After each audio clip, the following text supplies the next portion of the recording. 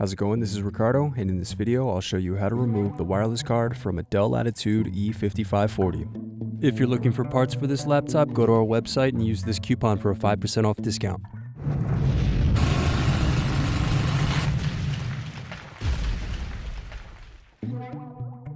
First, slide tabs outward to release and remove battery.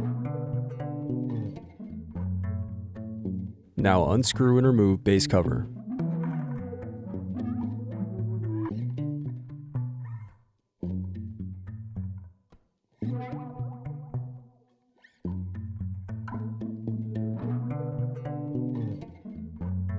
Then unscrew and disconnect wireless card.